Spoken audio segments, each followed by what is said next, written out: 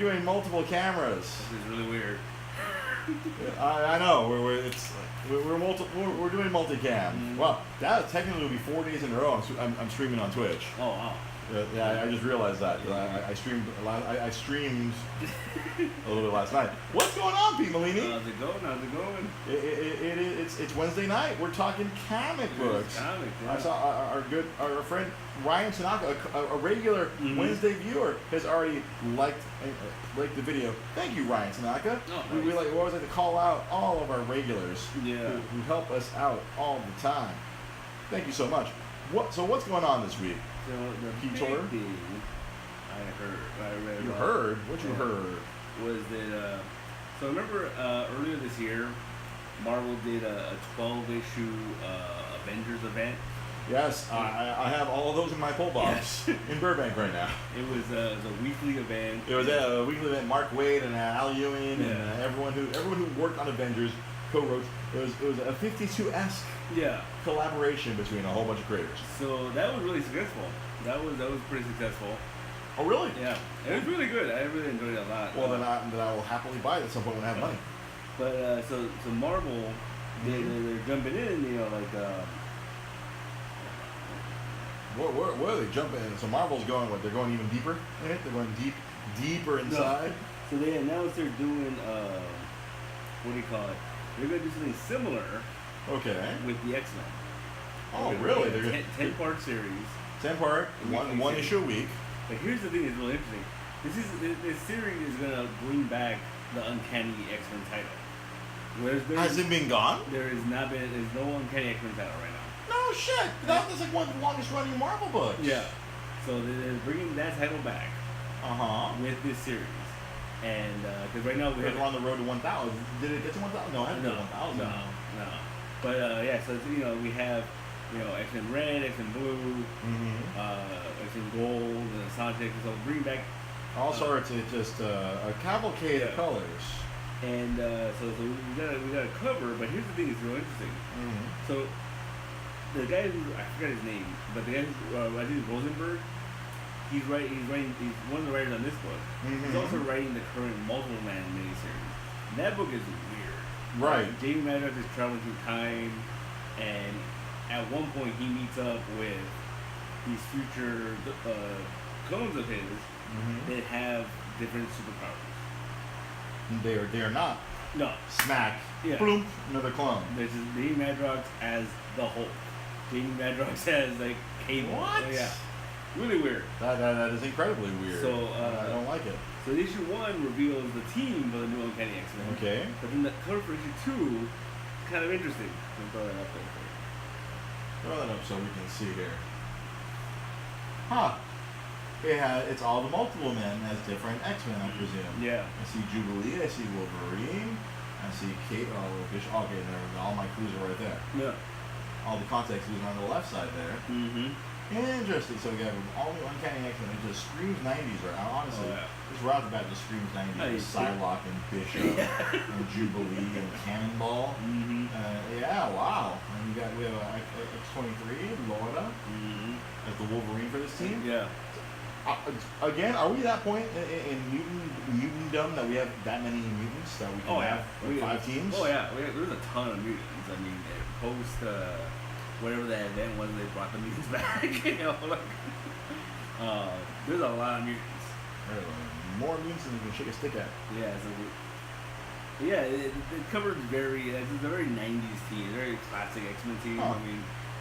They haven't really used Jubilee outside of that whole weird she's a vampire thing. Right, that was a while back, wasn't it? Yeah. This is. We apologize, Facebook commenters. Yeah, this thing's not working. So let's put this away. Yeah, so that's gonna be a big thing. We get a big Jubilation Lee. Hey, it's good that we have a representation, Asian representation back. Right. And then Psylocke, who's a twofer. She's British and Asian. So they haven't confirmed it yet. Well, people are speculating because of the covers. They're switching Psylocke back to being British. Yeah. But wait, she's always prominently a famous Asian woman. That was her whole origin, right? She got switched with the assassin Revenge. Yeah. Right. They took her British brain and put it in the hot Jim Lee drawn Asian body of revenge. And then that became the new Psylocke for the 90s. Yeah. And many young men enjoyed. Oh, yeah. I was one. I mean, I drew her many times. There you go. Many times I would draw the lovely Psylocke. Thanks, Jim Lee. Yeah. One of the greatest contributions of Jim Lee, drawing a hot ass Psylocke. Oh, there you go.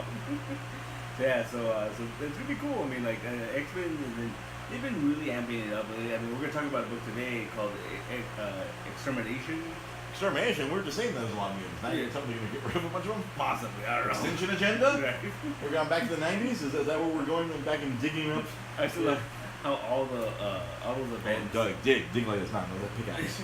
All those events always had to find a way to put an X in there, like it had to. Executioner song. Yeah. Extinction agenda. Yeah. So there's that. So then yes, I read this thing earlier today. Fox, I don't know if it has anything to do with the merger, but Fox pulled the Buffy rights from Dark Horse. Wait, that's something that hadn't occurred to me until right now. Does Disney control Buffy now? It's a possibility. Maybe we won't get that Buffy reboot. Yeah. But yeah, so it was announced that they had pulled the comic book right from Dark Horse. A lot of people are speculating that the reason they're doing that is they want to control, because there's that reboot that's coming. Yeah. So they want to control that version of it in comic book somehow. Huh. How does putting a bullet in the ongoing Buffyverse that continue to exist? Because season 8, season 9, and I think even with season 10, right? It kept going on. They treated the book as future seasons of the TV show. Like as the story continued on, Buffy and her million Slayer, the Slayers all got activated at once. Did you ever watch the Buffyverse? That's how they beat the final boss by having. Because another Slayer would be activated when the Slayer died.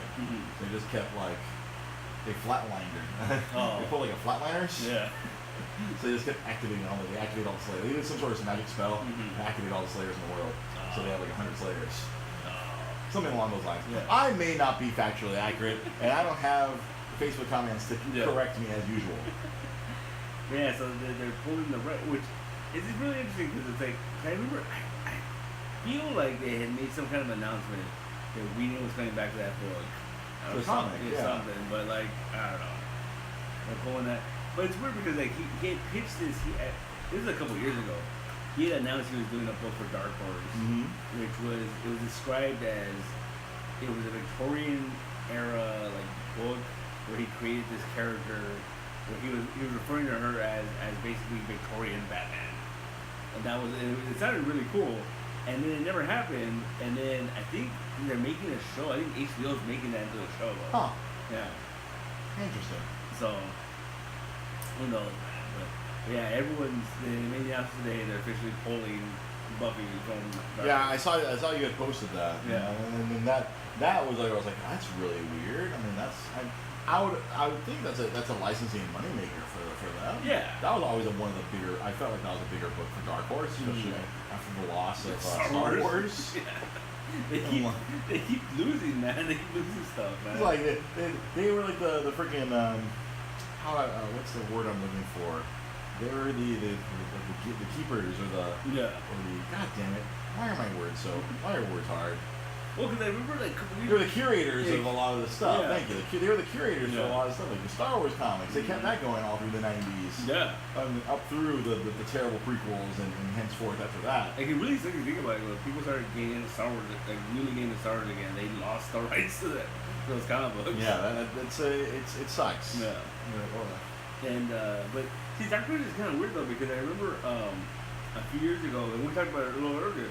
Like they do those Legend of Zelda art books and stuff like that because they had announced that they had gotten publishing rights for Nintendo stuff, and there was announcements of like a Zelda series. Ongoing comic? Yeah. Really? And there was another one, and it was essentially Smash Brothers. I forgot what it was called, think it was called like Nintendo World or something like that. Huh, but it was going to be all the worlds where they're all interconnected. You know what it reminded me of? Traveling through subspace. I remember seeing a cover for it, and it reminded me of like, oh, they're doing fucking Nintendo Avengers.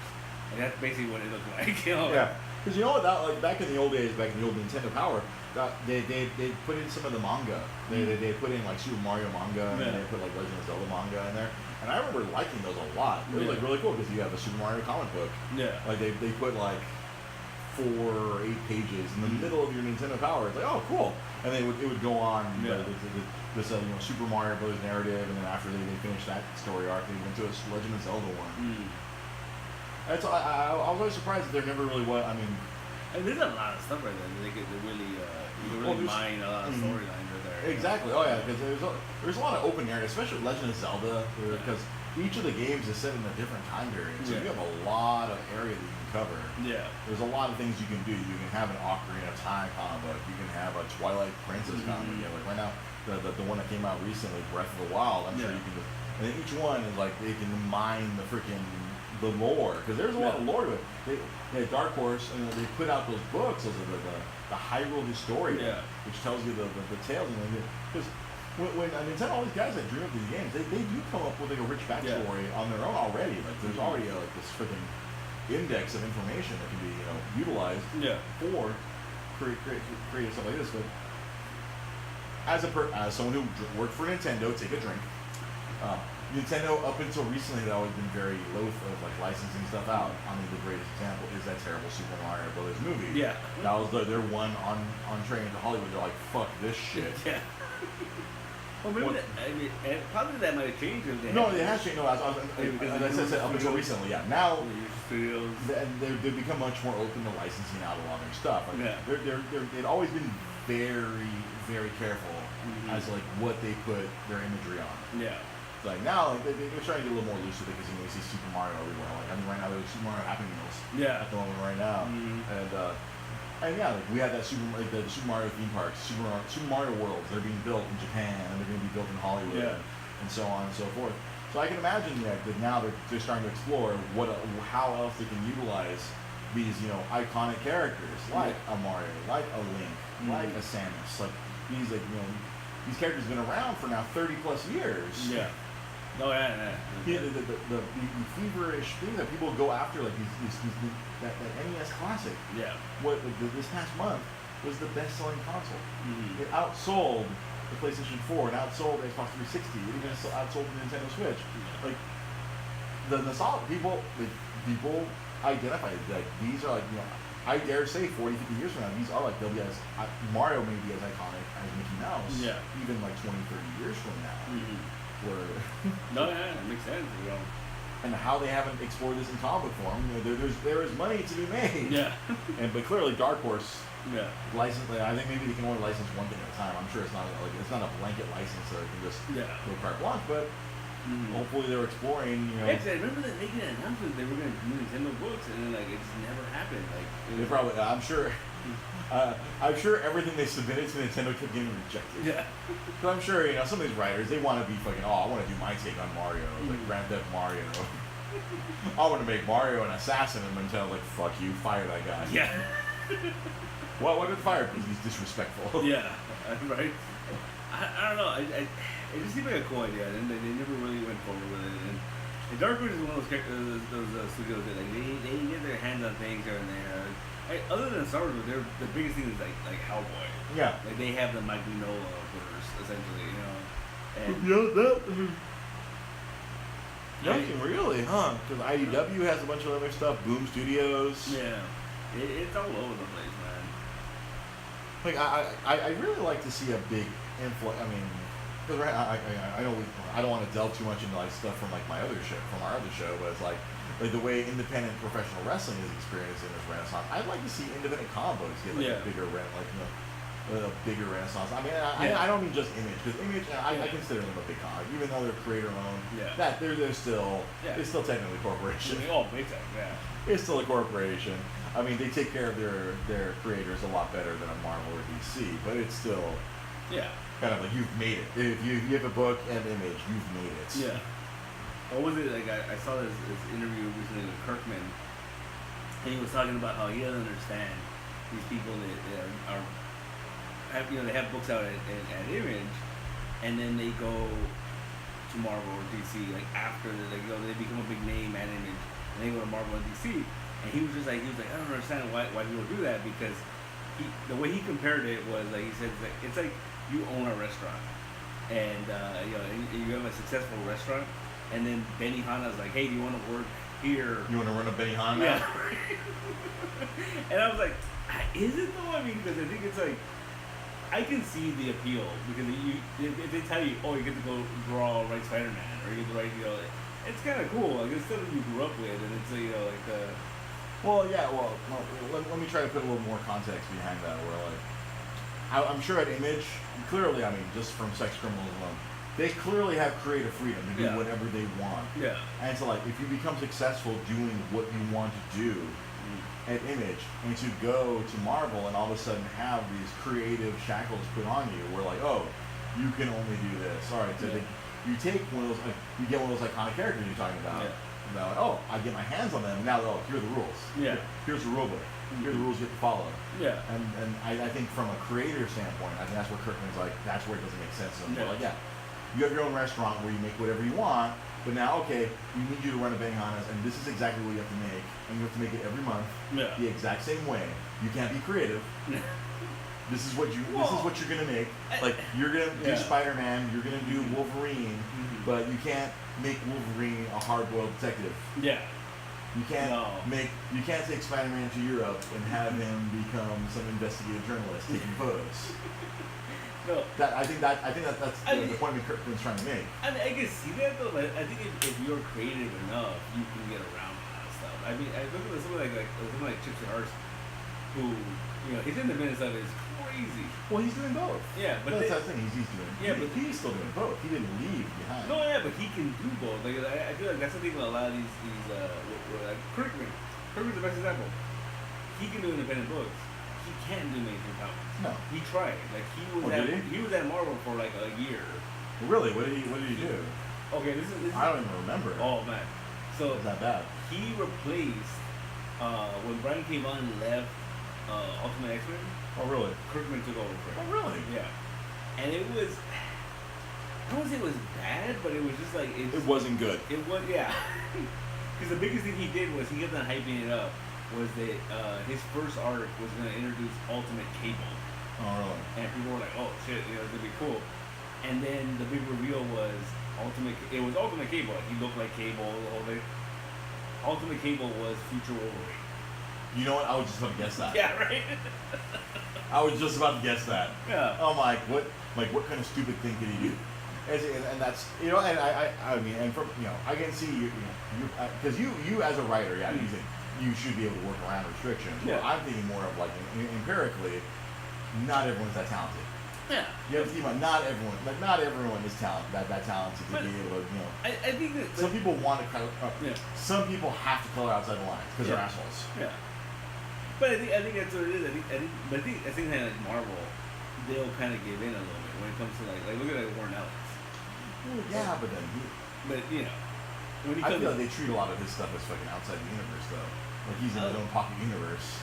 A little bit, but I mean, like, Extremes became continuity. I mean, that was Iron Man right after he left. It became, And then they conveniently got rid of it. Yeah. A couple years later in Secret Invasion. Took a while, but they quietly, the Skrull virus destroyed his Extremis, and now he's back to being normal Iron Man. Yeah, no, that's true. That's true. But I think there's people that can do it though. I mean, I look at like I'm not a fan of his, but Matt Fraction, he was able to do it. but he quit. Yeah, he quit Marvel. After he a quit while, mainstream. But he was doing it for a while. I mean, like they gave him an event. I mean, it was terrible, but they gave him. What was his event? Fear Itself. Oh, I didn't like that one. Yeah, it was not good. I think the best example is Bendis. Bendis started off as like a hardcore independent guy. Like, he kept on doing it on the side. But as we've discussed before, Bendis is more dialogue driven. I mean, it's his stuff when he's writing. It's not about changing the character. It's about changing what they say. Yeah. I feel like his weapons are words, not sweeping design changes. Not like, oh, he wasn't about to take the X-Men and put them somewhere else in the world. Like, his X-Men, I really enjoy the shit out of all the X-Men. We bring back the old school X-Men from the past as well. Then we have Cyclops. He picked up the mess that was handed to him with X-Men or with Cyclops being a villain, and I think he did a good job with that. Yeah. But again, I think that was more, that was more like that was the dialogue. Where I feel like a lot of the writers just want to up in the tea table. They want to do like their independent idea with Spider-Man. I mean, not everyone is super talented. Some of these guys are fucking hacks. Yeah, that's true too. That's true. But I could. But that's the thing.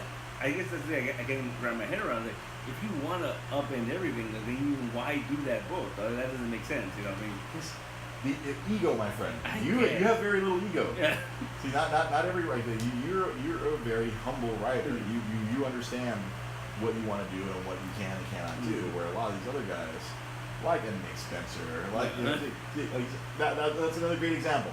Nick Spencer, where like when he was working street level, like if he stayed in his lane, like what was the book he did before Captain America? You were saying like, he was really good on a street level. You know what? It's funny. Like, I don't think anyone read it because I remember it was really low key. But he did a Cloak and Dagger book. It was really cool. Like, and because Nick Spencer was one of those guys before all the controversy. He was one of those guys that was very like in the know when it came to like modern pop culture and stuff like that. Like, he did Supergirl for a little while. He actually got fired off of Supergirl. Really? Because him and the editor didn't get along. Oh, okay. It wasn't anything he did. It was just the personality clash. And I remember like reading those. And it was messed up because they fired him. Go on. But they what's it called? They ran his his pitch, like his art kept on going when it was a different writer, and it just wasn't good. But like he did a thing where like this is like 10 years ago. And he did a thing where, he gave Supergirl her own, like, Lex Luthor. And it was this woman, and she was, like, from MIT, I think, remember that, the whole thing. And the way she was fucking with Supergirl was she created a free app where you would win shit if you saw superheroes, you took a picture of them. And you marked it, you geo-marked it, what these superheroes. That way she tracked where Supergirl was in that area. And then she sold that information to villains. Oh so villains could just like attack, like I know where my arch enemy is. They're just hanging out in Starbucks over here. Yeah, but if you think about it, 10 years ago, that's kind of a cutting edge idea because that's totally a thing now. That would be totally something that could happen today, realistically. Yeah. You find I'm sure in the app you find a celebrity and you geotag them. I mean, no, it's called Instagram. Yeah, but it was just the app already exists. Yeah, but it was like a whole thing where like it's like he used to do really cool stuff like that. When he got into something like a cab, it became like it was such a bigger book, and then he went a little bit top. Yeah, I think he to use a baseball analogy, he swung for the fences. Yeah, he went really big. And I feel like when he took over Cab, it was he took it over from Rick Remender. And I feel like when he took over Cab, like there was already the intent of they were gonna do that Secret Empire book. They were gonna do that event. Oh, there we go. Joanna says Sam Humphries is another one. Yeah, I'm not a fan of his.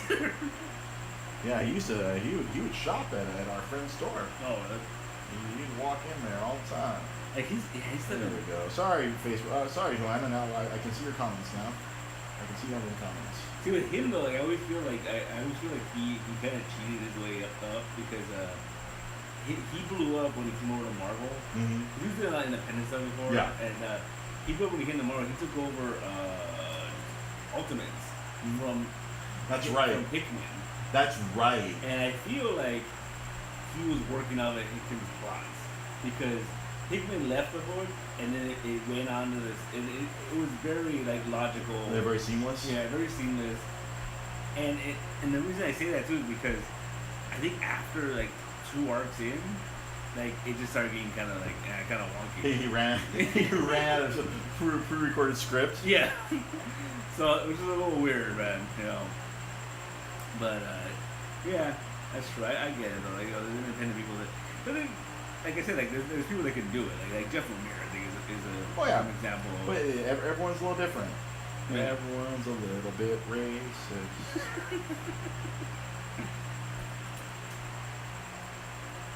Yeah. So what else you got? I think that was it. I mean, there wasn't too much news this week. What else? That was it. I think It wasn't a lot of like comic news. I think we talked about it last week. I don't know if we did. But did you hear that Warner Brothers is talking about making a Supergirl movie? No, I don't recall. Yeah, within the Henry Cavill Superman universe. Really? They're talking about doing a Supergirl. Where they kind of do that same origin where like she managed to escape somehow. Yeah. Or she's in the freaking Venom Zone and she's gonna pop out. Yeah. But the thing is that whole idea that people they've been pitching it for a while. Mm-hmm. They've been talking about it for a couple of weeks, and it's such a polarizing concept because there are people that are like, why do a Supergirl movie? We have a popular Supergirl TV show. Mm-hmm. There's no point. And well, let's say we have a really good Flash, but yet here we are. Yeah, exactly. I mean, and I was thinking about it the other day too, and I was thinking like, they're not gonna do it, but I feel like Warner Brothers has all the players and all the ingredients to do that Jeff Loeb, Michael Turner Supergirl story. Oh, the Apocalypse one? Yeah. Yeah, I think we privately discussed that. Yeah. And I believe you and I. We had a discussion about that at some point either Saturday or this past Monday after the show. And I feel like that would be their best option of doing a Supergirl movie because that was her origin, her pre-52 origin, the whole thing, and like the one thing I really loved about that run was the fact that Wonder Woman took her to Themyscira to train, like the idea that because Supergirl there's always been like, oh, she just knows how to fight, or she's just that powerful. Because when you're that strong, why do you need to know how to fight? You can beat the crap out of people. Yeah, right. You don't even know how to throw. You don't need to know how to throw a punch. Yeah. But I guess it was either like, man, I didn't know how to throw a punch in there. Yeah. She had to teach freaking Paul Rudd. Like go through him right like a bullet. Yeah. But I think that would be a great step on DC's part too, because you want to have that like kind of more lighthearted Superman, and I think that just giving them like someone even Supergirl as a more positive foil. And then you have to be responsible for somebody. Like it's just like that's the biggest thing about the Snyder Superman is that he just kind of like he does whatever he wants. You know what? That's true. He really is just like, I don't care. I'm Superman. And so if you give him someone that that he's essentially responsible for, I mean, that would really soften him up a little bit more. I think. Yeah, because obviously I think they tried to do that with the whole Lois Lane in the Justice League movie, try to make him less of an asshole. But of course, everything prior to that, he was a giant asshole. Yeah. I think it took. Do you bleed? Do you? It took him dying to be like, oh, all right, don't take shit so seriously, He came back from the dead. He took it very seriously. Yeah, well, for a minute, like. But I remember like that. The moment I realized that oh, they're gonna try to like soften him up was even in Justice League. That final battle with Steppenwolf, like he uses the Arctic breath, and that was something that it's kind of a silly power, right? Hey man, you can blow as hard as Superman can, you can blow as cold as you want. Right. Hashtag phrasing. Yeah, so we'll see. We'll see where they go with that. We shall. So you know what we're gonna go? We're gonna go straight to the comic books. We're half an hour in. Let's talk some. Yeah, man. Where are we gonna start? Alright, here we go. I saw this over there. There's this like edge of Spider-Geddon because of the whole Spider-Verse clearly. Yeah. People really like the alternate reality Spider-Man books. Like, hey, let's show this to Switch 2. Show this to Facebook. And so, Spider-Verse was really cool. It was a really cool concept. They brought in a bunch of different multiverse Spider-Mans. Going even to the 60s cartoon Spider-Man. To the 60s cartoon though, the amazing memes. Yeah. And then we even got the Japanese one where we get the mech, get the Zord or whatever you want to call it. Right. Yeah. So and there was some really cool characters came out of that. I mean, like you got Spider-Gwen. Spider-Gwen, naturally, yes. This was one of my favorite characters because this character I remember seeing him. Like a punk rock Spider-Man. Yeah, it's a Spider-Punk. Spider-Punk. Oh, how did I not see that coming? And I remember seeing, I think it was a cover to the second or third issue of Spider-Verse. And he was on the cover, And I was like, I don't know who that is, but he looks cool. Like, you know, like he's just a cool looking Spider-Man. I mean, yeah. You know, you got the Jordans on, you got the spikes in his head, and jacket. And so it does look pretty cool. So they did this Spider-Verse series where it was like little one-shots, and then this is a character that like I wish they would have given him a book because his universe is crazy. So right. What's crazy about his universe? In his universe, Norman Osborn got his hands on the symbiote, and he messed with it, and he was able to infect like a majority of the country with the symbiote. Oh shit! And he could mind control people, and he made himself president. And because he had mind controlled so many people in the country.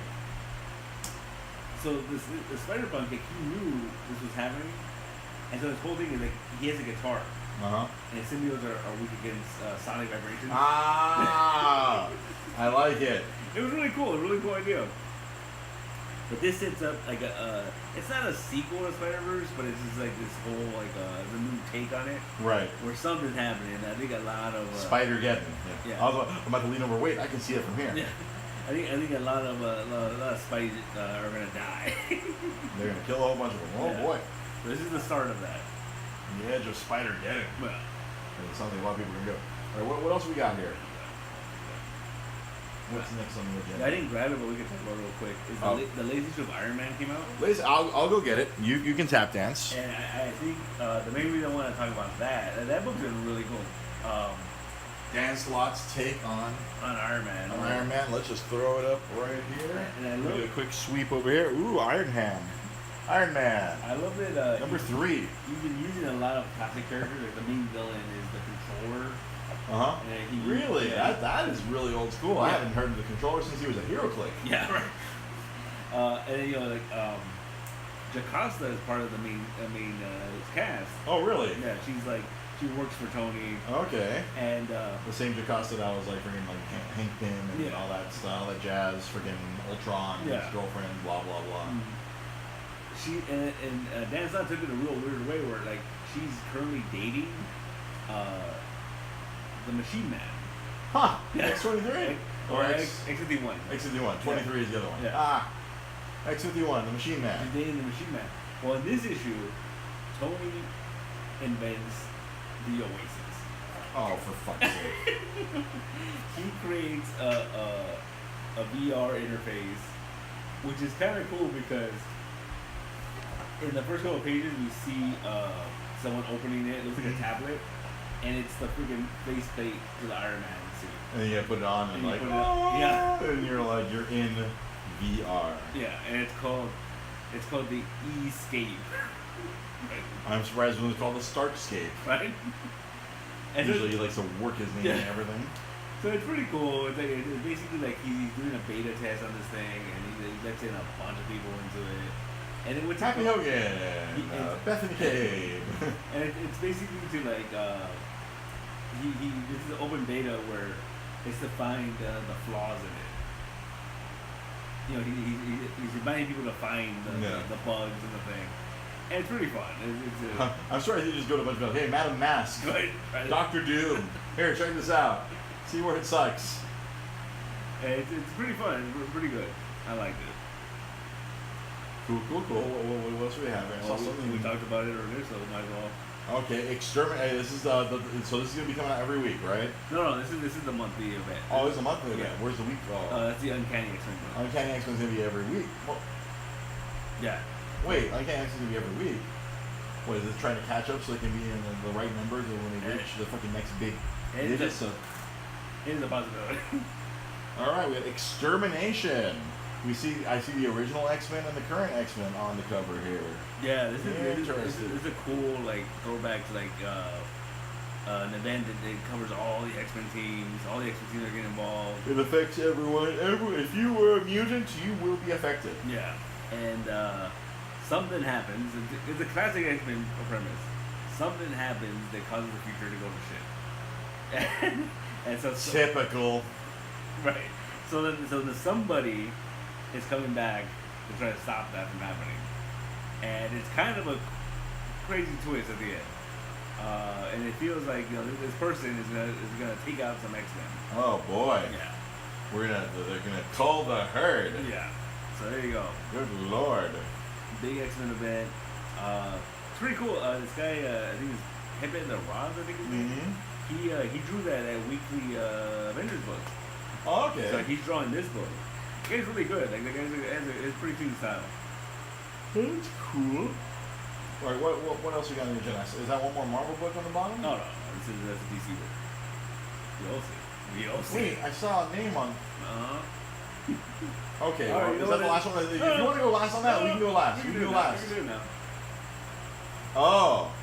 Oh, shit. We can go last. Okay. Let's go last with this. Right. We'll close that. I saw a name on the top, and I'm like, wait, what? I thought that was a Marvel book. Nope. You know what? Yeah, let's go here. Let's go here. All right. Batman. Anytime. Batman. Tom King. Yeah. Tom King alert. Regular watchers. Regular viewers of our show on Wednesday nights know that I love Tom King. I love me some crazy ex-CIA writer. Tom King is he's probably one of the best writers that they have at DC right now. Like, this guy can work around any rules. You hand him some rules, all right, cool. I'll work within that framework. Bruce Wayne is a jury on a trial of his own of Batman and Mr. Freeze. Yeah. And that's a skilled penman. Man with a pen. He's very skilled. And so this is like the last part of this storyline. It was basically the fallout of the wedding that didn't happen. Right. Mm-hmm. This is one I read this earlier. Very, very good. Yeah. There's a lot of cool stuff in it. Like it's a really good character study of Bruce Wayne and how we actually see.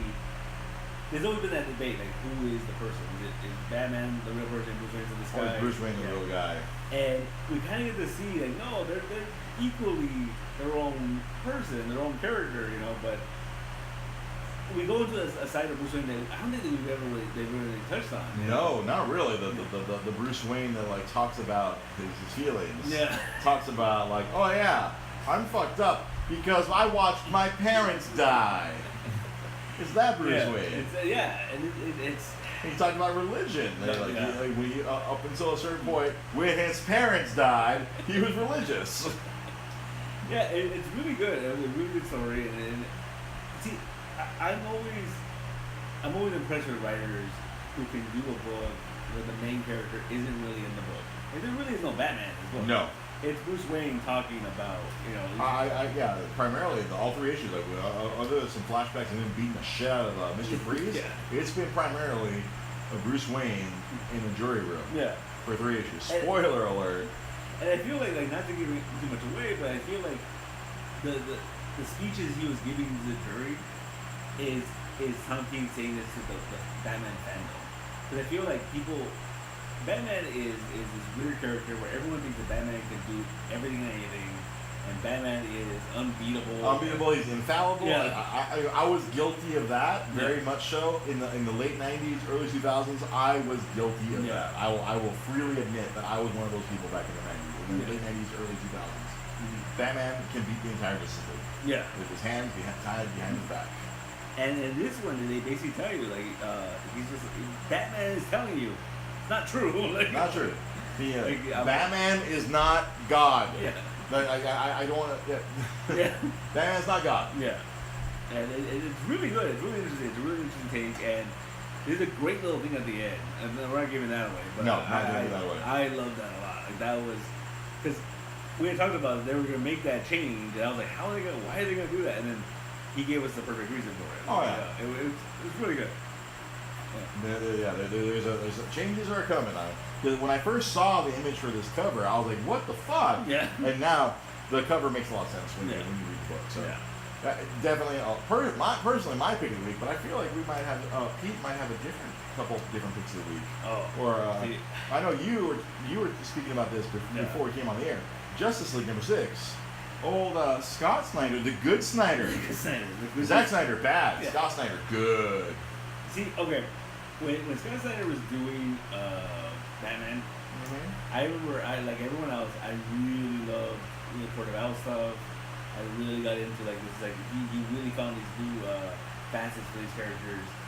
as the story went on, I was like, oh, I kept going with it. I kept going. Like, Scott Snyder was one of those guys that if anyone else was like, oh, Jim Gordon's gonna be Batman for a year, you'd be like, you're insane. Like, you are pants on head crazy. But he made it work. Like, he kind of did. He made it work. It was really interesting, you know.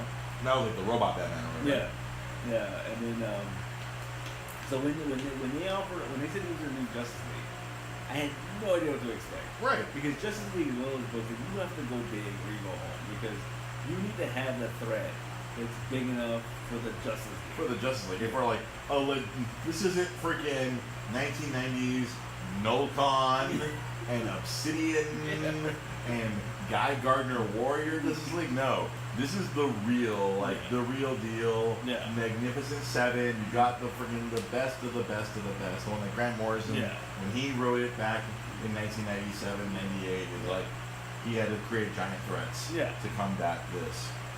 Because I remember, like, one of my earliest memories of Grant Morrison was when he was writing Justice League, and he had used the electric Superman. Yeah. And there was this one issue where something had gone off and the moon was falling out of his orbit. See, I knew you were gonna go there. And it's so amazing. Superman didn't have the strength to fucking push it anymore because he was all electricity. So he was like, "Oh, I'm gonna make a magnetic poles."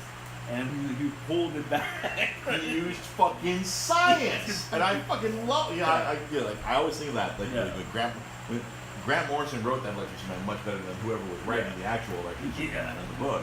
Like that stuff was I was fucking inspired. Yeah. Because I remember what happened.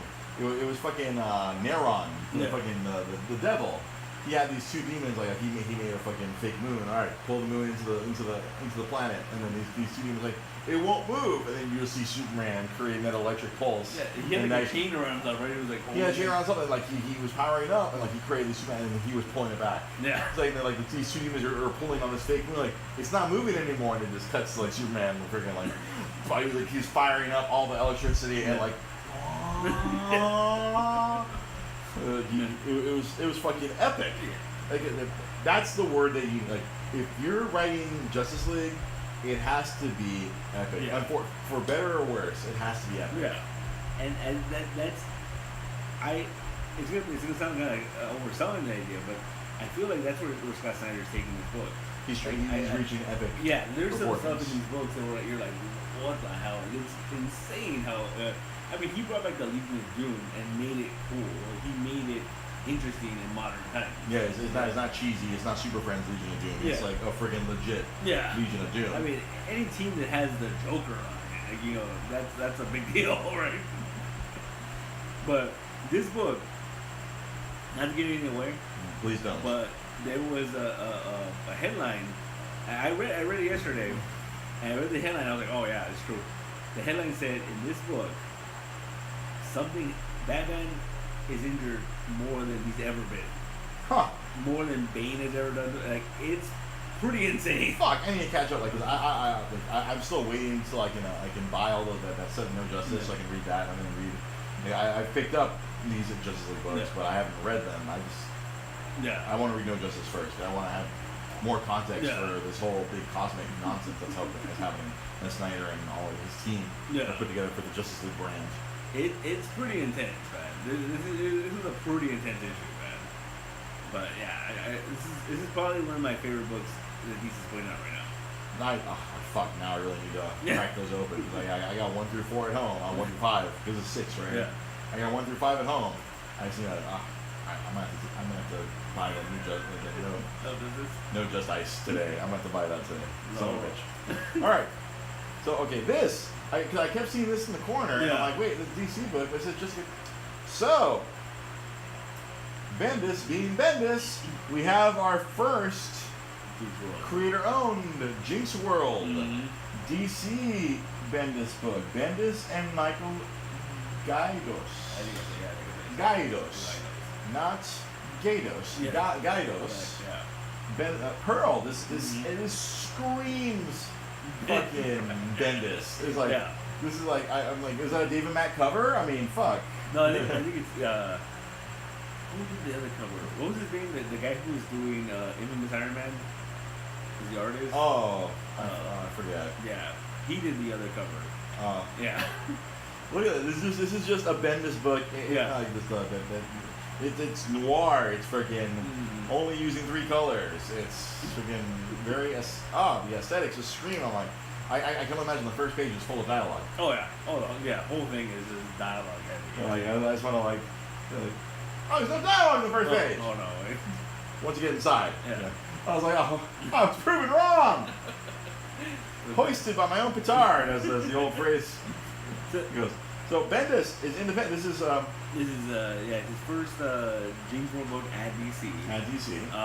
It's what do you call it? It's a crime book. It focuses on these 2. Crime. He loves crime. Yeah. It focuses on these 2 Yakuza groups. I don't know, called factions. Mm-hmm. And there is these 2 people that are connected to, each one. And it's kind of like, I kind of feel like it's really weird the way it sets it up. But it kind of seems like they're kind of doing like a Romeo and Juliet type of thing. Interesting. And the main character is this woman named Pearl, and she's a tattoo artist. And she's out just with her friends, and this Yakuza group comes in and tries to kill this guy that she's talking to. And instinctively, she kicks in and she starts fighting these dudes. And the Yakuza group that she's part of, she just tattoos these dudes.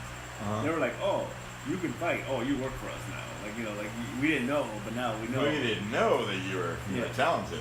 Yeah, and it's pretty dark. It's pretty dark storyline. This book too. Back like in the 90s, I think.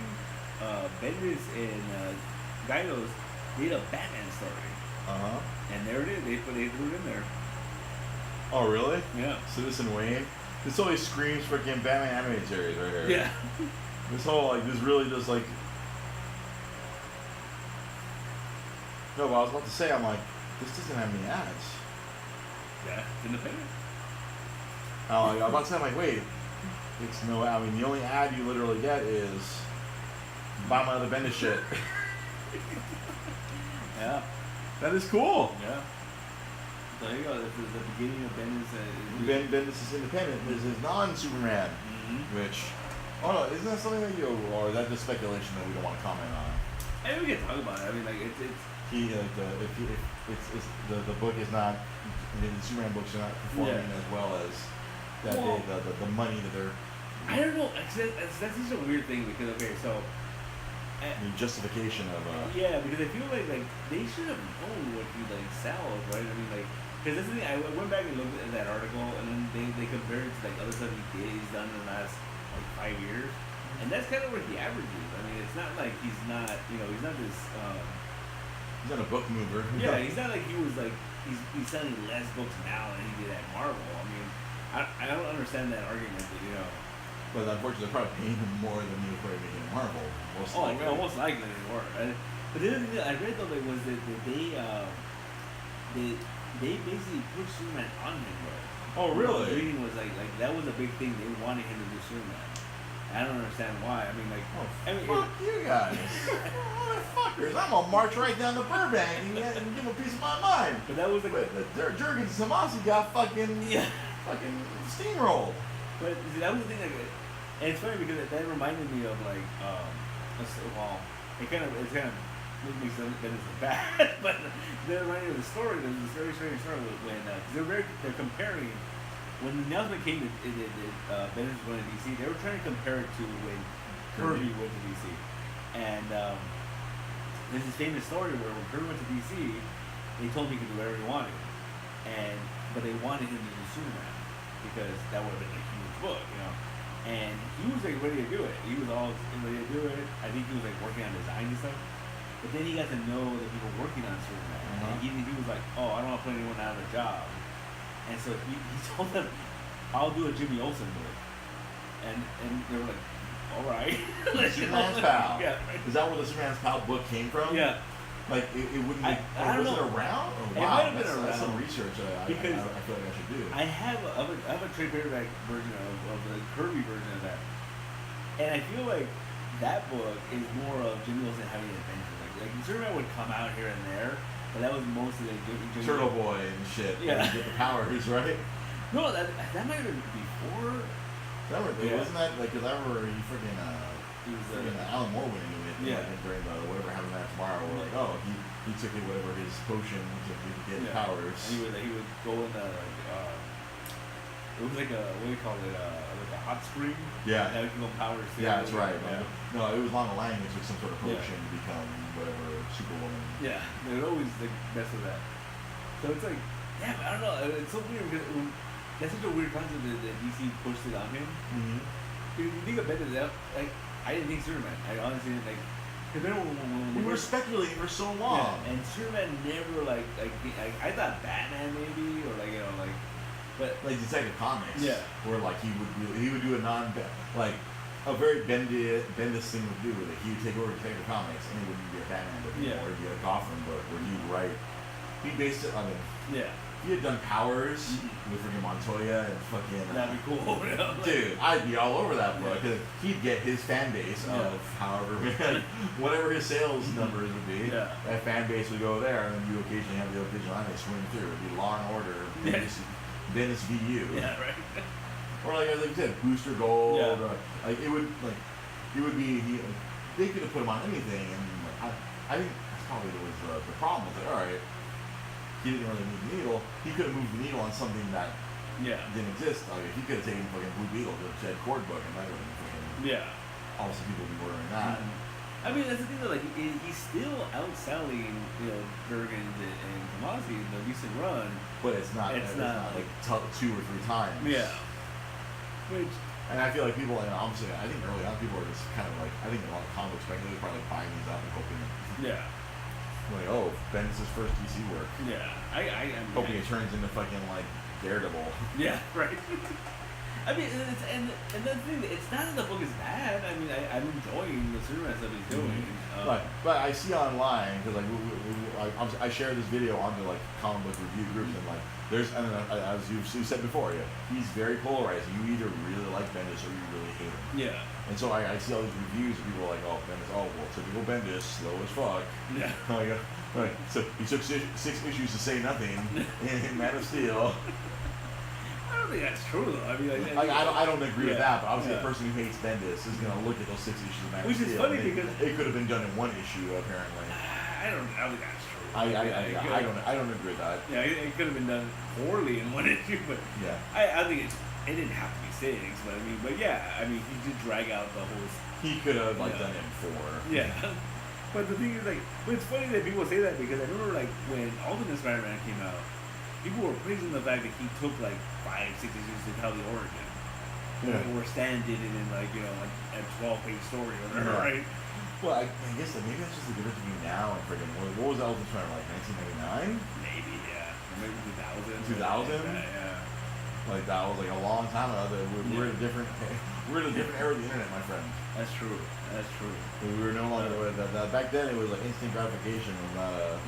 That wasn't a thing back then. I think there was not really. If there was Netflix, it was you had to wait 2 weeks to get your disc. That's true. Now if you have to wait 3 seconds to load a video, they're like, fucking Netflix. Why the fuck do I pay this? So him taking 6 issues to because I think also that the 6 issue thing is probably an homage to the previous, the John Byrne, Man of Steel 6-issue mini. Yeah. Oh yeah. I feel that was also an homage to that. Well, it's funny because a different artist was on each one. Yeah. I was talking to a buddy of mine last night, and we were talking about how Bendis is he was telling me he's he's a big Superman guy, and it's funny he's not a big Bendis guy. He would what was it? He'll read books here and there, but he's just I don't think why people like him so much. It's not that he doesn't like it, he just doesn't get the. He doesn't understand the feverish animal like me, where I read this Iron Man, oh, this is fucking great. I read X-Men, oh, this is fucking amazing. Yeah. But we were talking about the other day, and he said, we had talked about this too, about how in the first arc, he has the Earth gets stuck in the Phantom Zone. That's a big story. That, honestly, that should be an event. That's something that, that's something in the past where the final night, the Earth is the sun is going out. Yeah. That was an event that took over the course of several months. Yeah. And so we were talking about that how Bendis is just going really big with doing Superman, and but the one thing he pointed out that I didn't even think about was he's he's using the Justice League a lot. They had that Martian Manhunter thing, and then the entire Justice League he's rotating through the book. And so he was telling me, my buddy was oh, I feel like he's trying out for Justice League. I feel like that's gonna be his next thing at some point. You know, like when Scott Snyder finishes his whatever he's doing. Scott Snyder said in some interview that he has 50 issues plotted out for Justice League. Well, Bendis is going to wait a while. Yeah. Well, it's every 2 weeks, so that's about 2 years. Yeah, that should be fine. Should be fine. That's 2 years worth of Justice League, so Bendis can just sit and wait for 2 years, and then take over Justice League at issue 51, a new beginning. Yeah. So I don't know. I'm really enjoying it. I really enjoyed this book. It's a good throwback to like kind of like his old, Jinx and freaking what was the other one? Torso and even like Jessica Jones. Which was like it was part of Marvel, but it was very like it was very independent. It was very like dark. Well, I think it's really I like that it says Jessica Jones in the front. Yeah. Although it doesn't say DC at all, right? No. It's just public. I mean, I'm sure maybe on the inside cover. Yeah. It says DC somewhere. DC Comics. Yeah, right there. 2900 West Alameda. Yeah. I remember when it used to be Avenue of the Americas. Yeah. There you go. Oh, wow. Well, we got to do Bendis book. We did a little Bendis talk right there at the end. So, as always, if you want any of these comics, you can order them directly from Pete Molini. If you're watching this on, obviously, if you're watching this on Facebook, yeah, I'm going to add to this link a link to the store page, and you can contact Pete Molini. Any of these comics you need or want, contact Pete Molini. You can get them. For anyone who, if anyone ever watches this on Twitch, I mean, I feel like we had no viewers today. If we did, I mean, I can't tell. I feel like these viewership numbers are not as accurate as. They're inaccurate. Who knows? I don't know. I just look at the numbers after the fact and find out. People on Twitch, just find us on Facebook.com/DreGB Podcast and Facebook.com/Nostalgic Books and Comics. Is that the Facebook? If you go forward slash Facebook.com/Nostalgic Books, or just search Nostalgic Books and Comics for this. For the store, if you want to get a hold of Pete Molini here and get some comics. Oh, Joanna Morales has a comment here. Speaking of comments, Bendis is a writer's writer and has a cult following. Mm-hmm. So she knows if she sees his book, she's going to pick it up. Yeah, I'm the same way. Yeah, exactly. I had a pull list when I still buy books in Burbank as well. Like anything Bendis writes, I do Bendis. Like X-Men, Bendis. Yeah. And then scratch out X-Men. All right. Iron Man, Bendis. Yeah. And now I guess I can put Superman, Bendis? I don't know. Yeah. I'm still indecisive on that one. But, yeah, so any of these comics you want, you can go ahead and contact Pete Molini. He can get them to you, communicate with them through Facebook, through the internet. Somehow you can reach him. You can always watch us as well Monday nights. Sometimes we do it here at the Nostalgic Podcast Studios. Sometimes we do it at the Secret Podcast Studios somewhere else in Los Angeles with our buddy Sam Zia. You can watch Dre's Geek Philosophy. That's every Monday night at 8 p.m. Pacific time. We do it on Twitch. We do it on Facebook Live. And that one is also available as an audio podcast. We're also doing some more gaming. Like the 2 out of the last 4 days, I've done some game streaming, and we're trying to do that. We're streaming for the first time this show on Twitch on the talk show section. So we're going to try to we're doing a lot of that. The Dre's Geek Philosophy Podcast Network, we're trying to grow. We're growing it. There you go. I have to pour water on the plant. I have to put in a lot more work. Mm-hmm. So please keep watching. If as always, like people always say, like, subscribe, whatever. On Twitch, subscribe, like. We have nerd shows. We have comic shows. We have shows about games. Please watch us every week. We'd really appreciate it. I'll be setting up the Patreon soon to beg for money.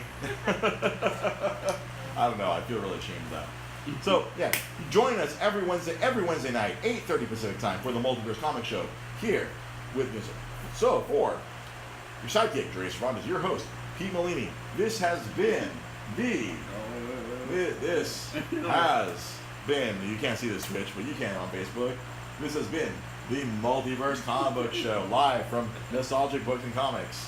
Thank you for watching, and have yourselves a good night. Good night. And we have a Twitch viewer. Thank you for joining us here near the end. Yeah, we're shutting this down, so have yourselves a good night. Make sure follow us on Twitch to see all of our Monday shows. And now I'm going to try to do our Wednesday shows. Now I know that I can do them from my cell phone. So Monday nights, 8 p.m. Pacific. Wednesday nights, 8:30 Pacific. We do our live shows. You can always catch it on Facebook.com/DreGB Podcast if you want to catch any of our back our back issues, our old episodes. You can check those out all on Facebook. So thank you for watching on Twitch as well, and you have yourself a good night.